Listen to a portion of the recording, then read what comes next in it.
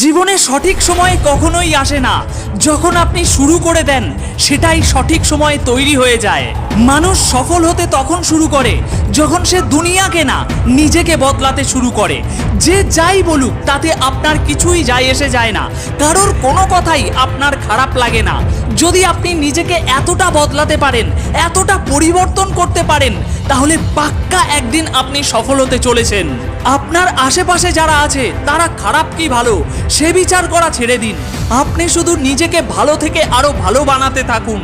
দুনিয়ার সবকিছুই আপনার নজরে ভালো লাগতে শুরু হয়ে যাবে।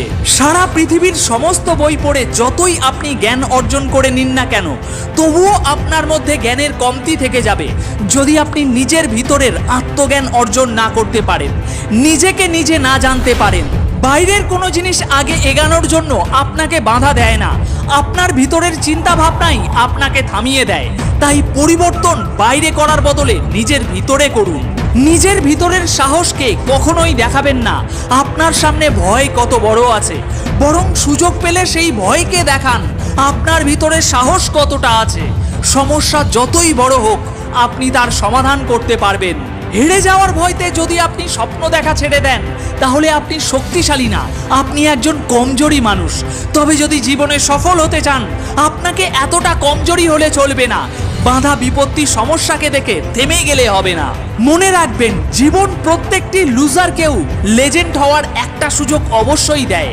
তাই সমস্যার অজুহাত দেখিয়ে আপনার সামনে আসা সুযোগগুলোকে চলে যেতে দেবেন না। প্রত্যেকবার হয়তো আপনি সফল হতে পারবেন না, প্রত্যেকটি সুযোগকেই হয়তো কাজে লাগাতে পারবেন না, কিন্তু চেষ্টা করতে থাকলে কোনো একটি সুযোগ আপনার জীবন সম্পূর্ণ পাল্টে দেবে, আপনার ভাগ্যের তালা খুলে দেবে। আপনার সমস্ত পরিশ্রমের মূল্য ওই একটা সুযোগেই সার্থক হয়ে যাবে। কারোর কাছে হাত জোর করে প্রতিষ্ঠা পাওয়ার বদলে নিজের দমে নিজের পায়ে দাঁড়িয়ে কিছু প্রতিষ্ঠা করে দেখান। মানুষ আপনাকে সালাম ঠুকবে, আপনার হিম্মতের তারিফ করবে।